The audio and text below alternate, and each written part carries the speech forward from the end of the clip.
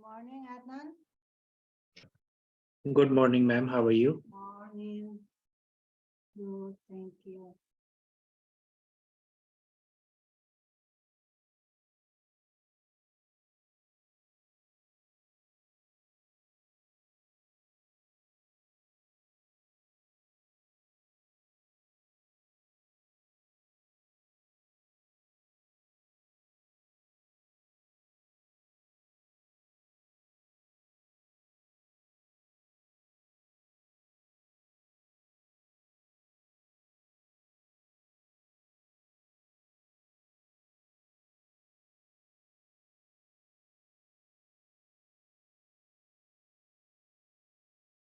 Good morning, guys. Friend, Ferdi, good morning. Yeah. Hello, everyone. Good morning.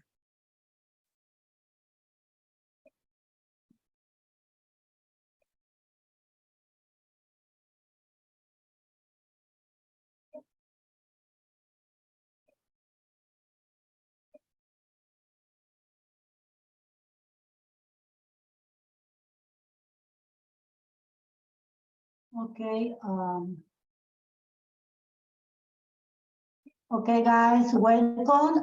The class going to be start right now. So remember, if you have some question, you can turn your microphone and you can ask directly to the teacher.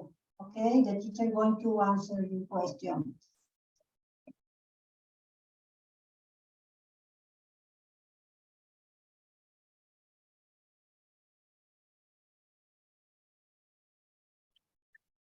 Okay, students. So let us begin. We have a biology class today, and we will discuss 4 or 5 topics related to the atom. It is a central topic, and it is mutual to physics, chemistry, and biology. It is the topic that we study in these 3 different subjects, because it is the basic knowledge, and it is the basis of everything. So in today's lecture we will try to discuss what is atom. We will discuss different various we will discuss various atomic models and atomic structure, and then atom and Eve, and then we will have subatomic happenings.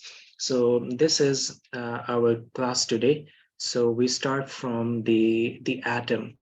So before we go further into our lecture, I would like to ask that, do you guys have any idea about an atom? Like, what do you think? What is an atom? You can write in the chat. Anyone? I just want to know the previous knowledge that you have on this topic, so that we can start from there.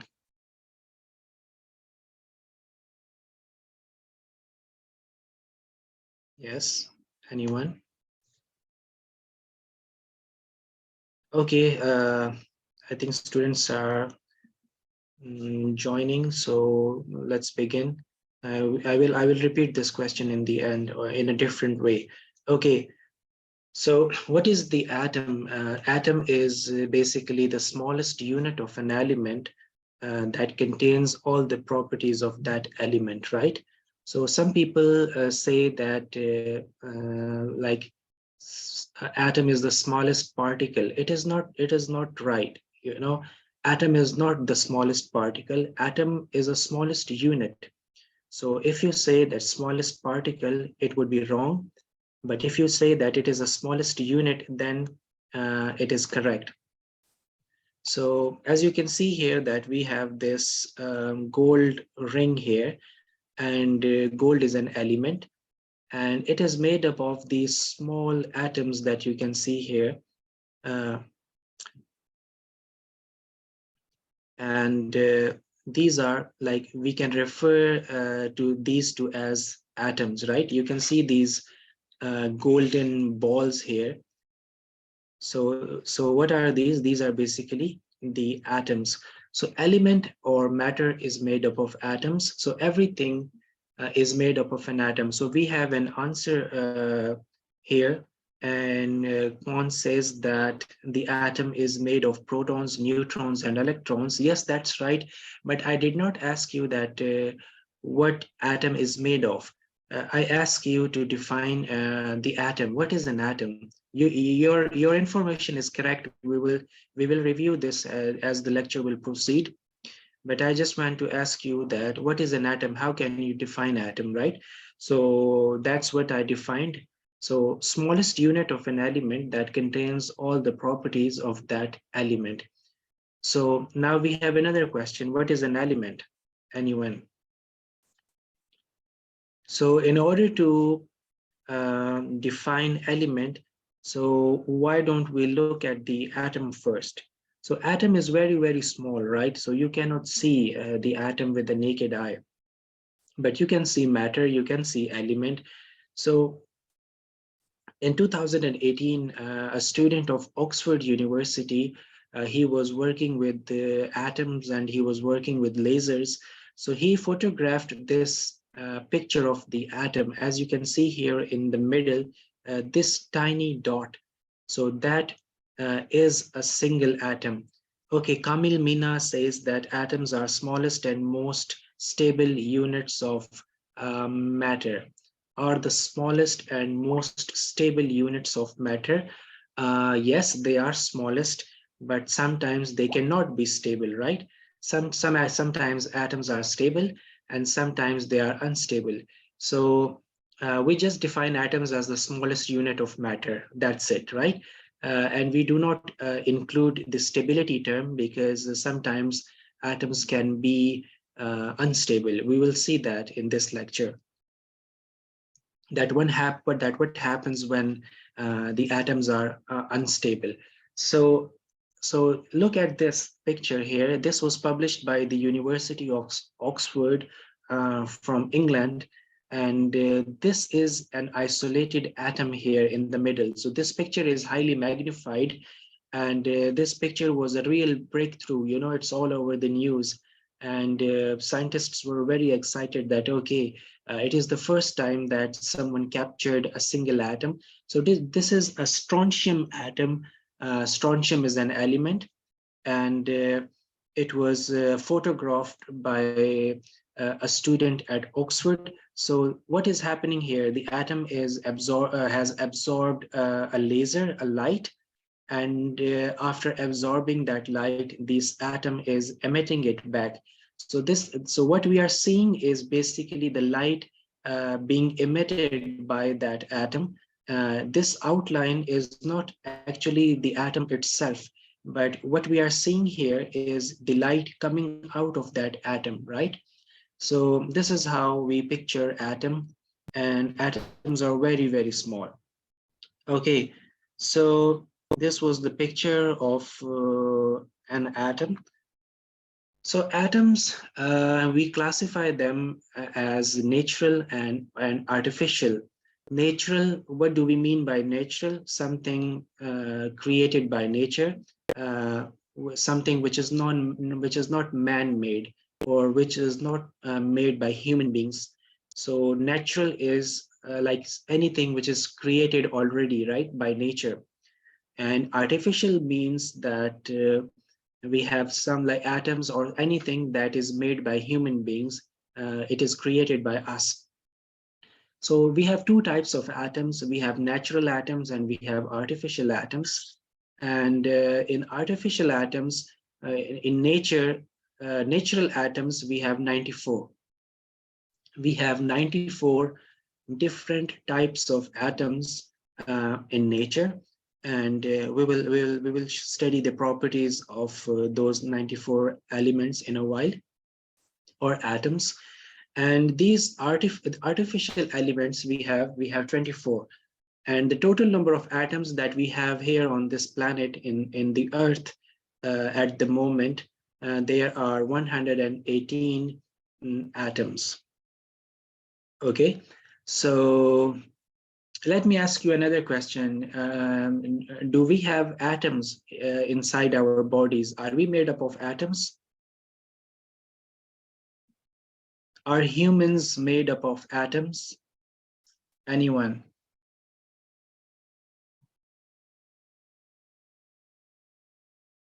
Yes, yes, that's correct, right? So we have different types of compounds, atoms when they combine together.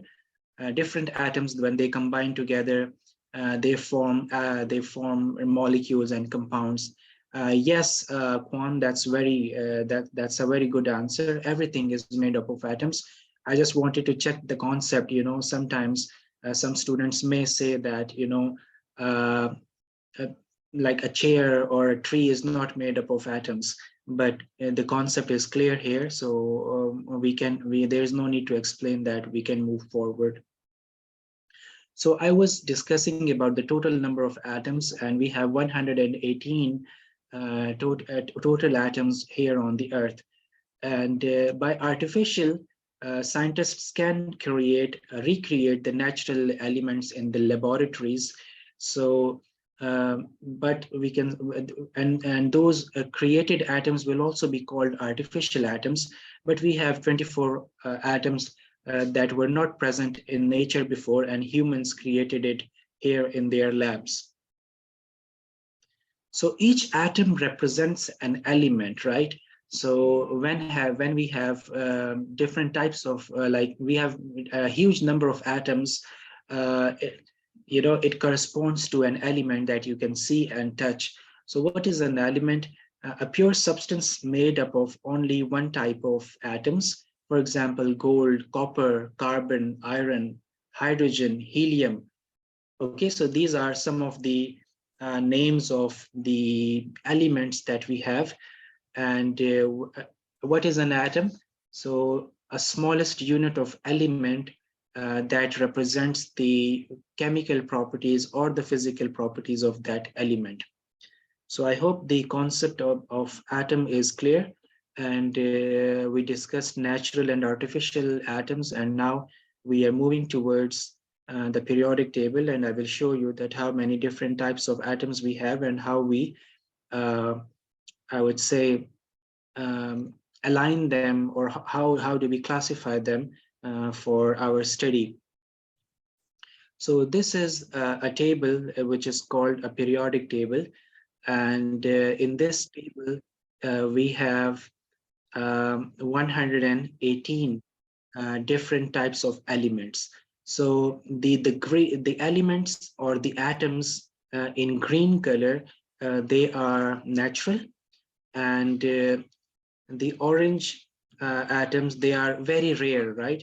So they are natural elements, they are natural atoms, but they are not found in abundance, right? Their mass is very small as compared to other atoms found on Earth.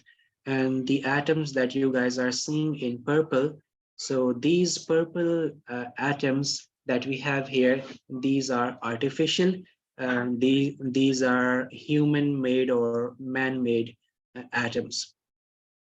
So how many total atoms do we have? We have 118, and this table is called the periodic table. We organize atoms into different families, into different groups. So from top to bottom, we have groups, and we have 18 groups. These are also called families, right? We have a hydrogen group, we have a beryllium group, then we have a boron group, we have a carbon, we have nitrogen, oxygen, fluorine, and helium family. And the horizontal rows, they are called the columns, they are called periods. And how many periods do we have? We have 7 periods, and all the atoms that we have, they are arranged in this period, in this table, which that is called the periodic table. And we arrange the atoms in this periodic table so that we can study them in a better way. Okay, so this was the atom.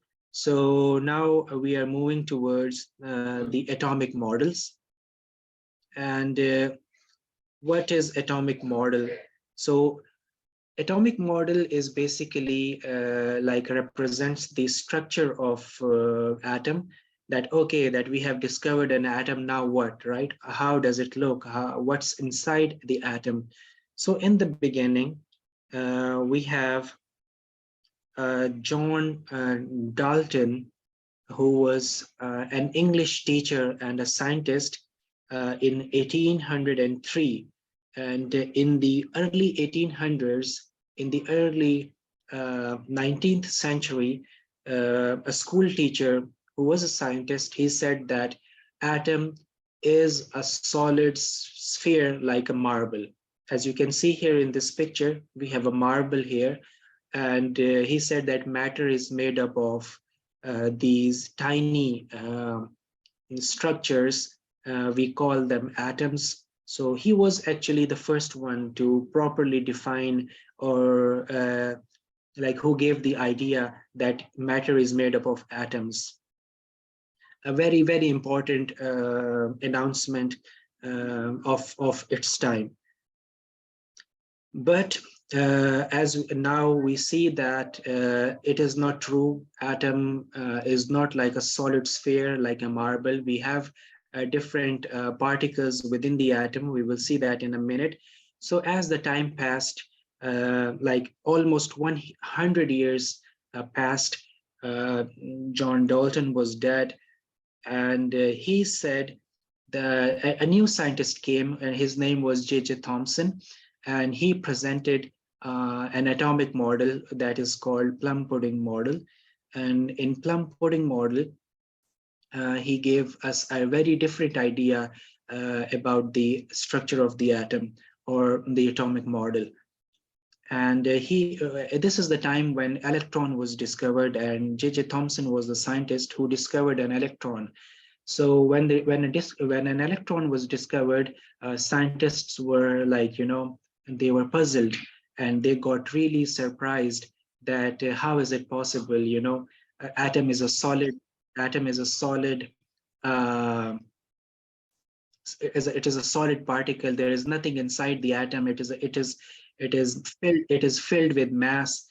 And how is it possible that we have a different particle within the atom, right?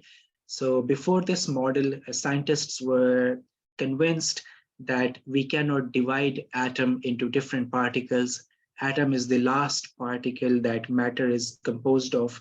But when J.J. Thomson discovered the electron, so he said that no, this was not true. Atom can be divided into different particles, and one of the particles that he discovered was an electron. So when electron was discovered, so we needed a different model. We needed a different theory about the structure of the atom. So J.J. Thomson said that atom contains a negatively charged particle called electron that is embedded, or we can say fixed, within a positively charged soup, or positively charged soup. Yes. So this is the model that he presented, and it is called Plum Pudding model, as you can see in this picture here, that inside the atom we have electrons. These blue dots are representing electrons, and we have this huge positive sign in the middle. Why the positive sign? The positive sign in this picture is because atom as a whole is neutral, right? So if we discovered a negative particle, so there must be a positive particle as well, which will neutralize the overall charge, and as a whole, the atom will be neutral. So I hope we are clear so far.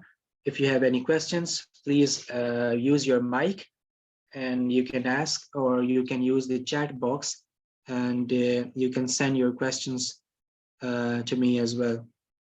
Okay. So if you do not have any questions, then let us proceed. So now we are moving towards another model as the time passed. So okay, so let me explain this model a little bit further. Okay, so this is a very interesting picture, and now I'm hungry. As you guys can see here, that we have a picture of a cookie. So the Plum Pudding model by J.J. Thomson represented subatom like this, that atom is just like a cookie, and we have electrons embedded or fixed in that cookie, just like we have these chocolate chips in this cookie. Or this is a plum pudding. As you can see here, the pieces of plums in it. And this is how J.J. Thomson imagined the atom. But as the time passed and another scientist was doing some experiments, and then and his name was Sir Ernest Rutherford, and he presented a nuclear model, and he said that most of the atom's mass is at the center of the atom, called nucleus, and electrons revolve around it. So when nucleus was discovered, and he said that no, the positive charge is not spread entirely on the surface, it is in the center of the atom, and we call it a nucleus, and the electrons revolve around this nucleus, right? As you can see here in this picture, here we have a nucleus, and we have protons inside this nucleus, and the electrons in green, they are revolving this nucleus. It was in 1911, in the early 20th century, when Sir Ernest Rutherford gave us this model.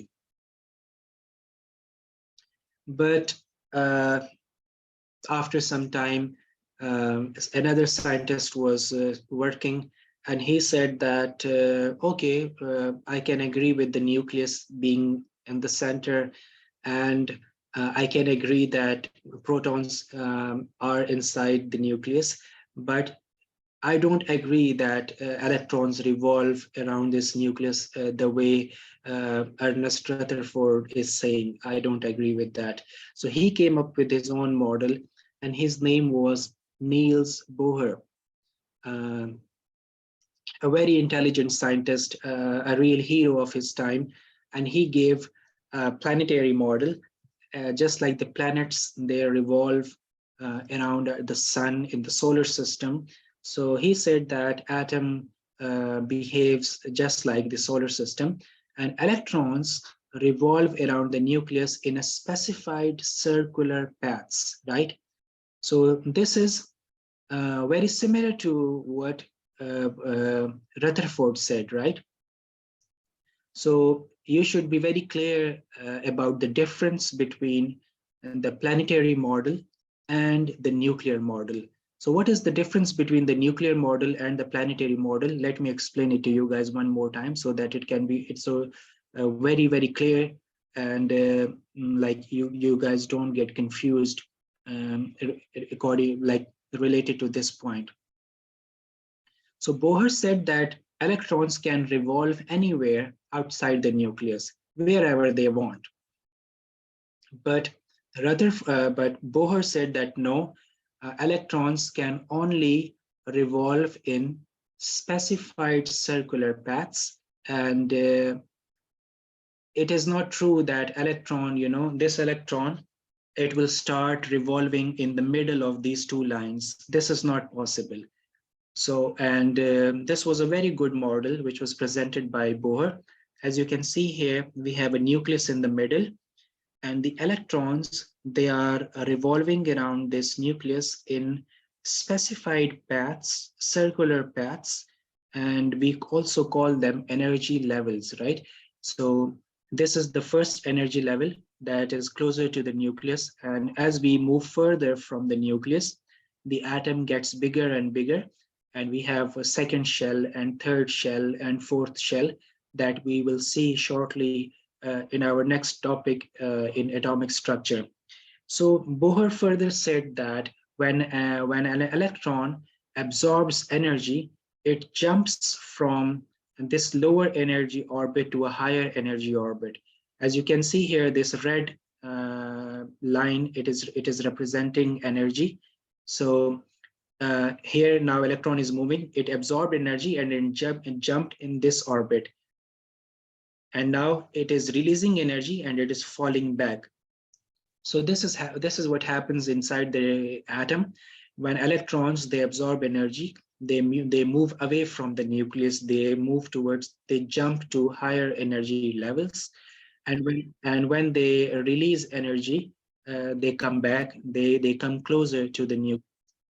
So this was a Bohr's atomic model, and he presented this model on the basis of the hydrogen atom, and it worked very fine on the hydrogen atom, but this Bohr model had some problems, and the final or the latest model that we have today in 2023 is called the quantum model, and it was presented by Schrödinger. Edward Schrödinger is the name of the scientist who presented this quantum model, and it is very, very important if you want to be a scientist. Everyone is studying this model these days, and you should know about this, that this one is the most authentic and most accurate atomic model that we have today. So Edward Schrödinger said that electrons, they are particles, and they are waves. So as you can see here, a wave looks something like this, and the electrons, when they revolve around this nucleus, so they revolve just like waves revolve around something, right? And when a wave revolves around the nucleus, so you cannot predict exactly that where the electron will be, right? So this was in 1926, where the quantum model was presented by Edward Schrödinger. And we can say that, okay, there is a chance that electron might be here in this region. So this is the first shell, and this is the second shell. The first shell, you can see that in the middle in yellow color, and this is the second shell. This is a bigger shell. So in this entire blue area, electron can be found anywhere, because it is a wave. It is behaving as a wave. It is revolving this nucleus as a wave. So you cannot tell about waves, right? That where a specific wave would be at a given time. So this is the latest model, and it treats electrons as waves, and we study about electrons as waves in this model. So any questions related to the atomic models that we have studied so far? If you have any question, you can use a mic, or you can type it in the chat. No, teacher, is clear. Okay. Okay, Samuel. So I think we should move forward about to our next topic. And now we have atomic structure. So we discussed some atomic models, and okay, Kamil, Mina, thank you. I'm glad that you are understanding and it is all clear. So we discussed these models, right? How many models we have studied so far? Quantum model, planetary model, nuclear model, and plum pudding model, and solid sphere model. So 1, 2, 3, no, 1, this is 2, this is 3, this is 4, and this is 5. So 5 atomic models that we have studied so far. And now we will discuss the quantum model in detail, and we will see that how the atomic structure looks like, how atom looks like from within. So when we talk about the atomic structure, we talk about the subatomic particles, right? We talk about electron, we talk about proton, we talk about neutron. So atom is made up of these 3 fundamental particles that we have. We have an electron, and we have a negative charge on it. And then we have a proton, we have a positive charge on it. And we have the third particle, we call the subatomic particle, and we have neutron, and it does not contain any charge. So let me ask you a question. If the neutron does not contain any charge, what is the purpose of neutron in an atom? Like, why does it exist in the atom? Anyone? Can you guys answer this question?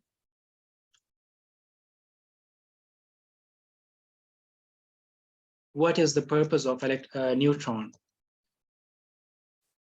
Any guess? Let me type it as well.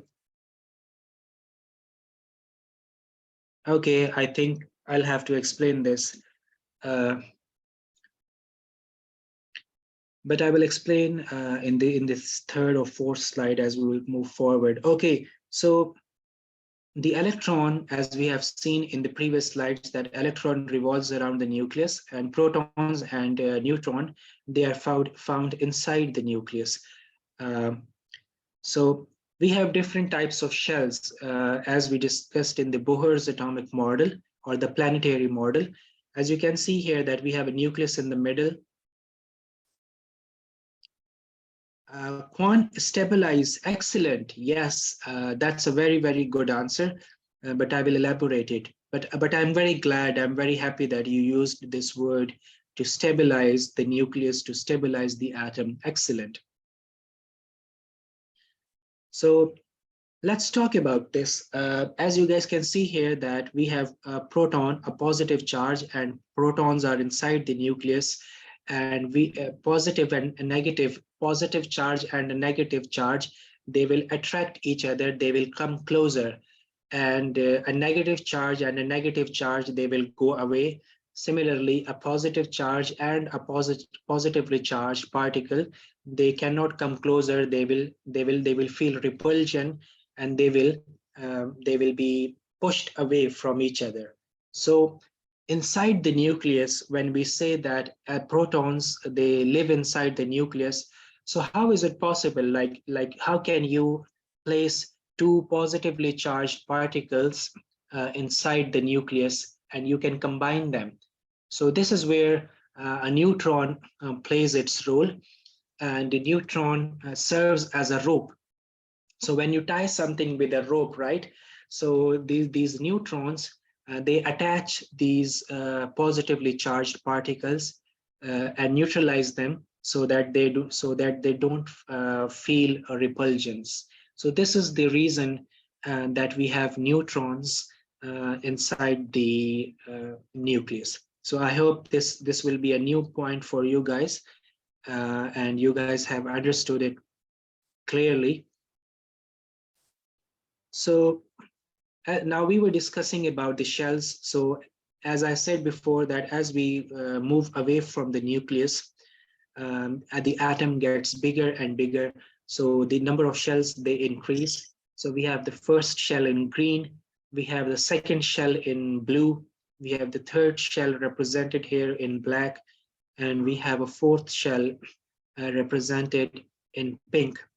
And these shells are also called K, L, M, and N. So it's up to you. If you want to represent them with numericals, with numbers, you can use 1, 2, 3, 4. And if you want to represent them by alphabets, you can use K, L, M, and N. Remember, do not start with A, B, C, D. The shells will always start with this letter K. Okay, so the shell number 1, K, shell number 2, we have L, shell number 3, we have M, and shell number 4 is represented by the alphabet N. Okay, so as the atom gets bigger and bigger, we see more electrons, we see more protons, we see more neutrons. So we need space to we need space to accommodate them, right? So this a picture that I'm about to show you guys is very, very important, related to the structure of the atom. As you can see here, the first shell, it can accommodate only 2 electrons, right? And this is the smallest shell. It is very close to the nucleus. It does not have that much space, so it will have only 2 electrons. And then when we jump to the second shell here, which is the L shell, The first one was K shell, second shell or K shell. This shell can accommodate eight electrons. And as we move further away from the nucleus, now we can see that we have a bigger shell. It is the third shell, and we have 18 electrons in this shell. Okay, so the third shell is called M shell, KLM, and the fourth shell is called N, and it can accommodate 32 electrons. It is not written here, but you can note it down in your notebooks. It can accommodate 32 electrons. So this was about the structure of the atom, that how the electrons are organized around the nucleus and how they move and how they revolve. They revolve just like waves, and we cannot tell exactly where the electron will be. Okay, we cannot specify the position and the momentum of electrons because they behave like waves. Okay, so I think okay. So the first 20 elements, okay, we can call them elements, we can call them atoms. So we have hydrogen. And what is this number 1, 2, 3, 4, 5? Does anyone know? Can anyone tell me why there is 1 written on hydrogen and 3 is written on lithium? Anyone? Please use your mic or chat. It's the atomic number, yes, but what is an atomic number?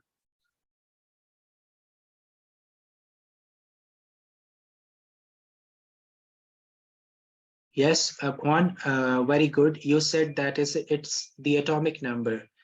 So if I ask you, what do we mean by atomic number? What is atomic number? So what will you say? Samuel, can you hear me? Can you answer the question? No, I'm afraid, Kwan, this is wrong. The number of electrons, protons, and neutrons, it represents only one thing among these 3. The atomic number, it only represents one thing.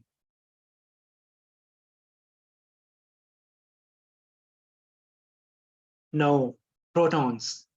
Okay, so we also call this a proton number. That is why the atomic number is not used nowadays, right? That it is a bit confusing. People can get confused.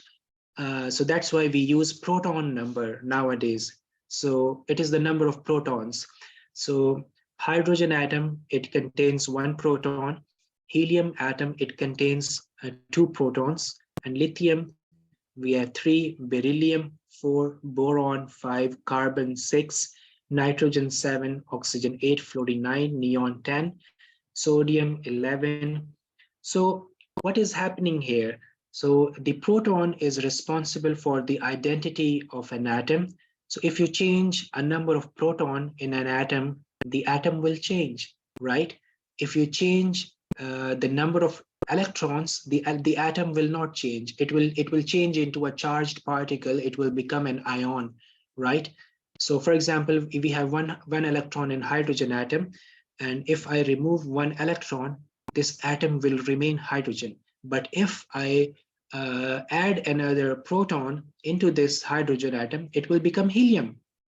And if I add another proton, so now we have 3 protons, so the atom will change from helium to lithium.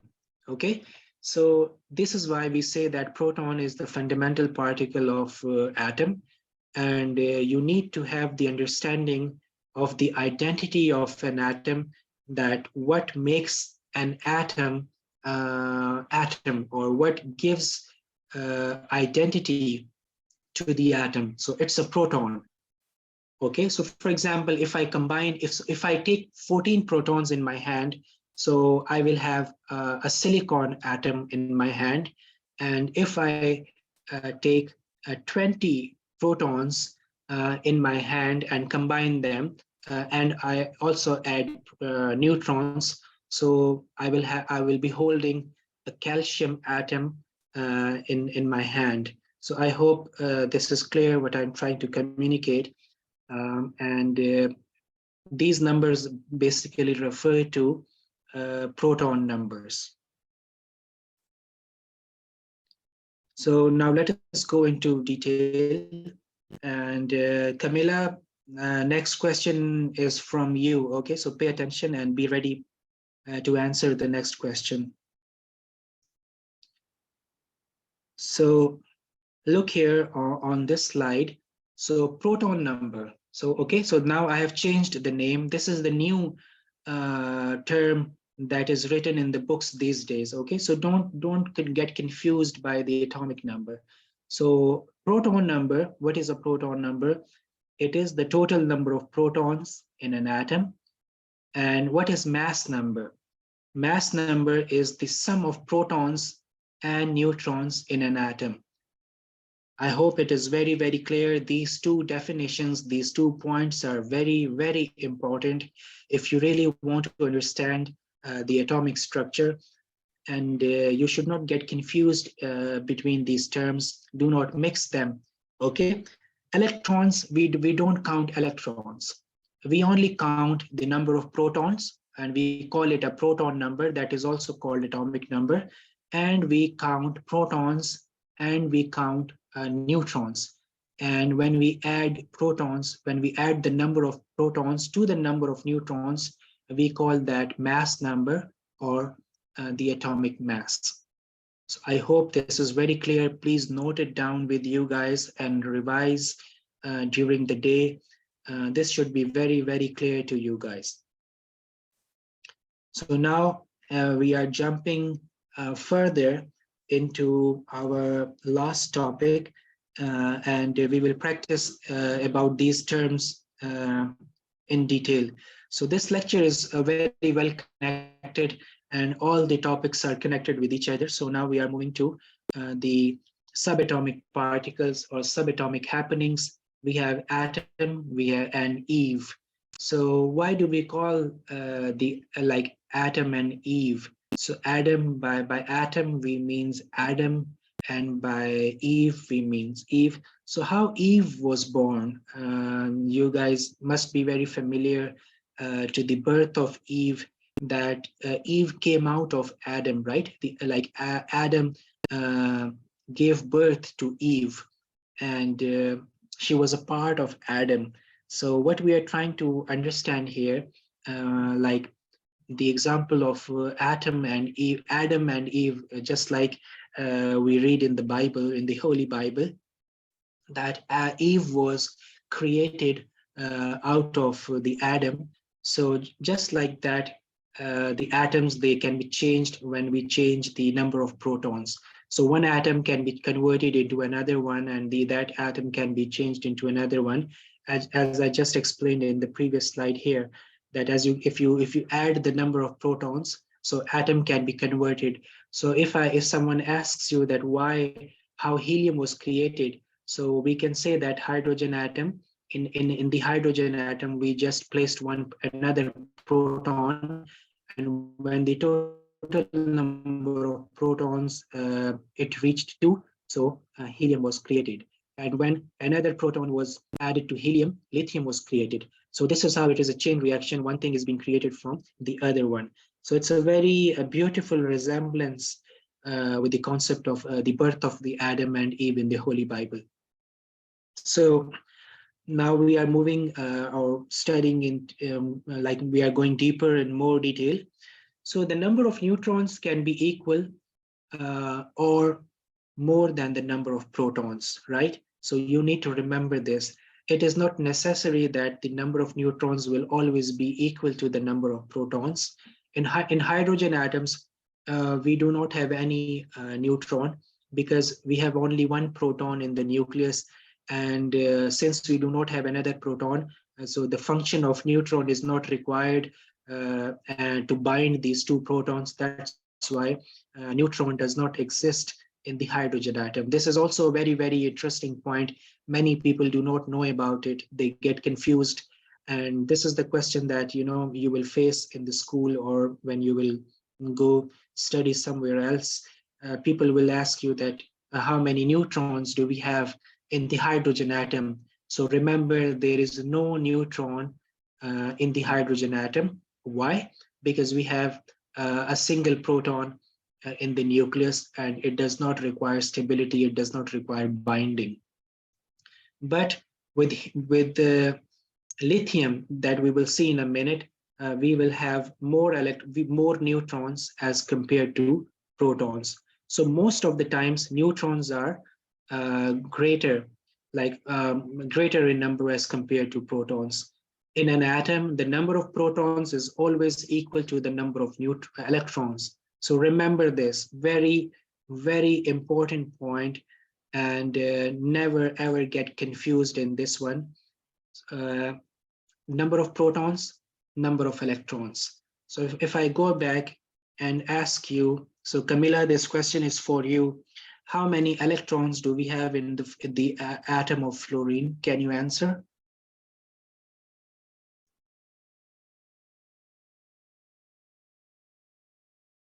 Camilla, can you hear me? Can you answer the question, please? Samuel, can you are you listening?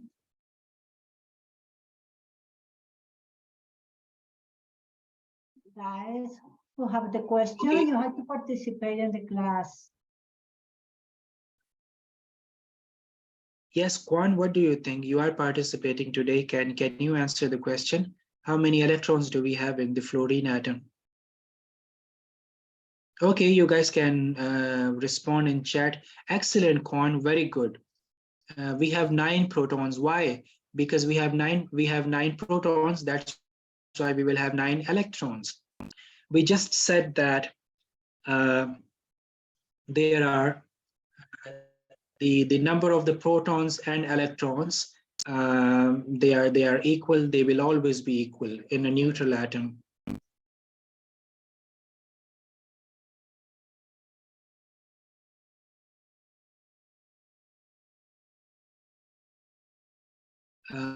Okay, just give me a minute. You can take a break of at least 2 minutes. Someone is at the door. I need to answer this. Just 2 minutes.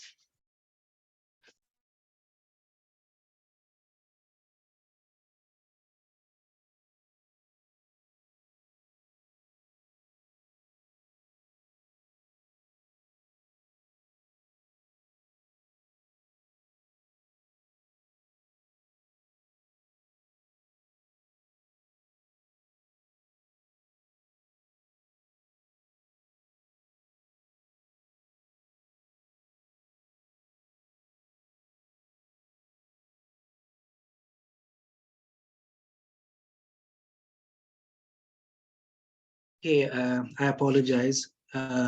So we were saying that we have like equal number of electrons and protons in the atom, and now we are going into further detail.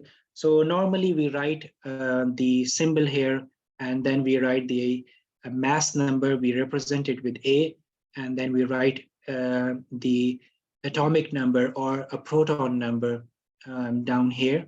So as you can see here, we have an atom, and this is a lithium atom, and we have 7. What is a mass number? Number of protons plus number of neutrons. And what is the mass number, or what is the proton number? It is the number of protons. And how many protons do we have in the lithium atom? We have 3. So atomic number is number of protons, right? So this picture is again very clear and very helpful to remember these concepts. Okay, so now this is very interesting. I want you guys to take a screenshot, or you can later watch this lecture again. And we have a small exercise here, and we have a phosphorus, and it says that complete the following table. We have mass number. So my mass number is 31. What is mass number? It is the number of protons and the number of neutrons, right? What is atomic number? It is a proton number. It is the number of protons. So how many electrons we will have in the phosphorus atom? What should we write here?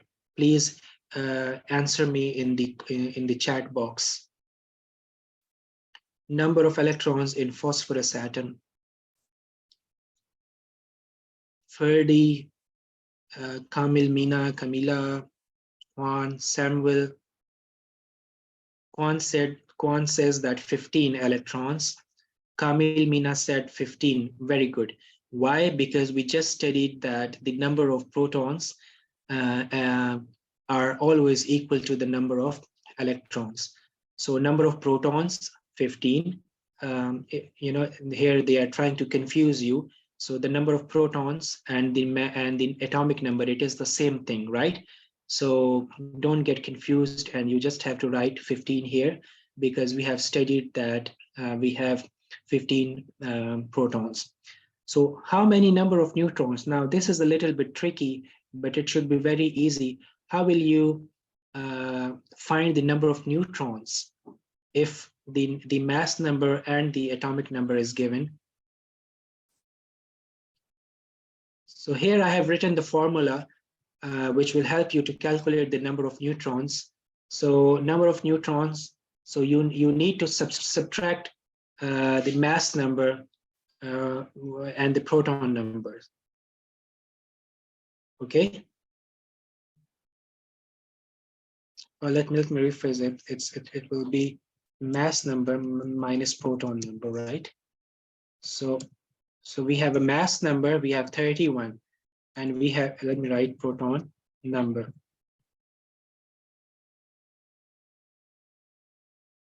$16. Yes, excellent. So 31 minus 15, when you subtract 31, or I would say that when you subtract 15 from 31, what do you get? 16. So number of neutrons will be 16. So excellent, Kwan. This was the correct answer. Good job. So I hope everyone else is also paying attention and they are learning this. So because this is very important. So potassium. So now we have number of electrons, 19. So what will be the atomic number? Kwan, what do you think? What will be the atomic number of potassium?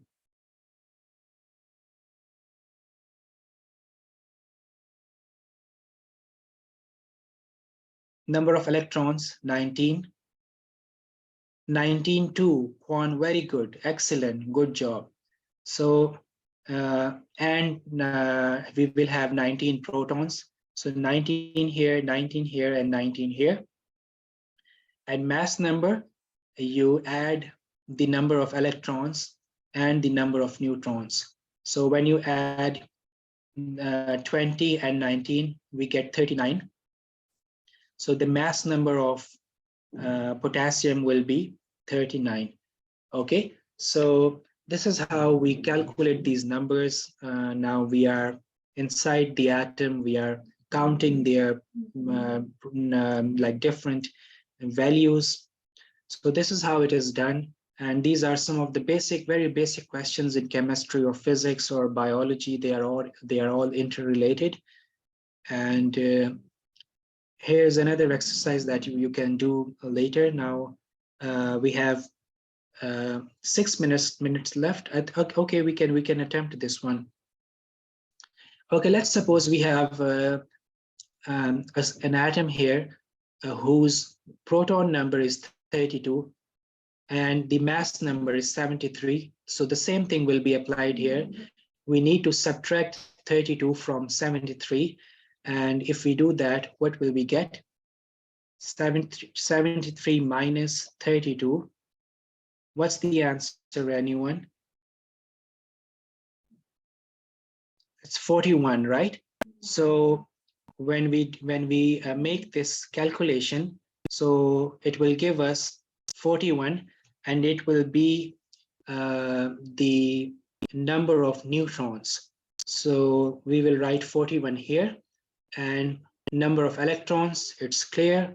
We have 32, and atomic number is also the number of protons, so 32. 41, 32, 32, 73. Okay. And similarly, with this one, we have number of neutrons and we have number of electrons. So when you add these two, you get 28.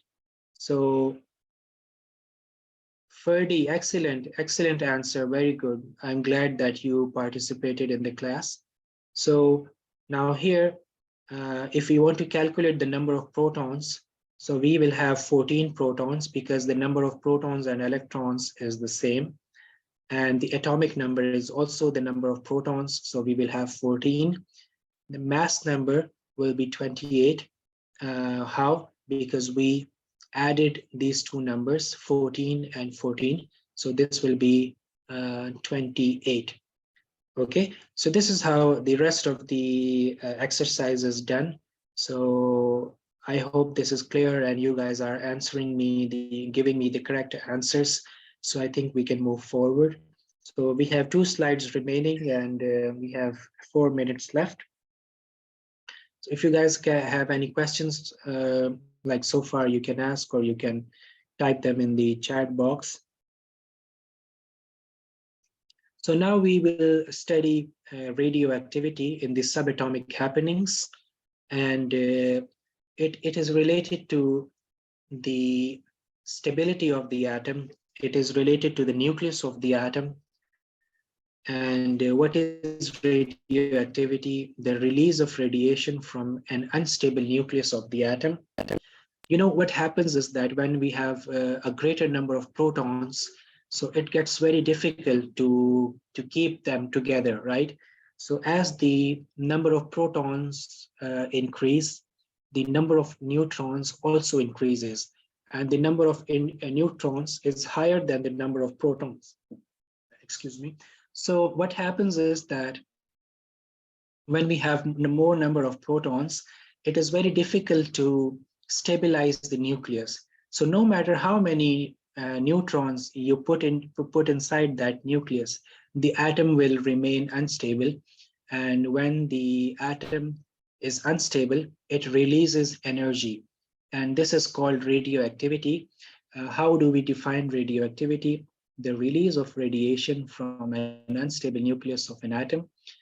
So the atom releases energy, and the energy is of 3 different types. We have alpha radiation, and what is alpha radiation? It consists of 2 protons and 2 neutrons. And we have another type of radiation that is emitted from the nucleus when it gets unstable. We have a beta radiation, and what is a beta radiation? It is a high energy electron. And we have a third type of radiation here, and that is a gamma radiation. And what is a gamma radiation? It is a high energy electromagnetic photon. And the 3 types of radioactive decay. Okay, so this was the radioactivity, and that takes place in the nucleus. So this was our today's lecture, and now we are moving towards the end of the lecture, and we will I will say we will summarize the topics that we studied today. And we have that we started from the atom. We talked about the natural atoms that are naturally made. We talked about the artificial atoms. So there was a certain number of natural atoms, there was a certain number and total number of atoms, 118. Smallest unit of matter, we defined it. So the atomic models, we talked about the atomic models, total 5 atomic models that we discussed. Sphere model, which was given by John Dalton, that atom is a solid particle, it cannot be divided. Then with the discovery of electron, Plum Pudding model was presented by J.J. Thomson, and he said that no, we have subatomic particles.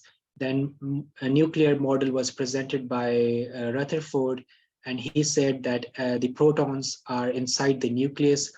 And then planetary model was presented by Bohr's, and he said that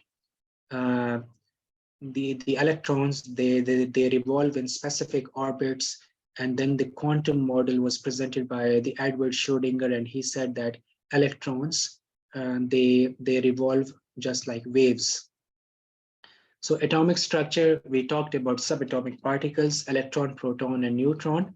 And then the first shell can accommodate 2 electrons, second shell can accommodate 8, third shell can accommodate 18, and the fourth shell can accommodate 32 electrons. Then we talked about the proton number. It is the number of protons, atomic mass, and radioactivity. So this was the lecture for today.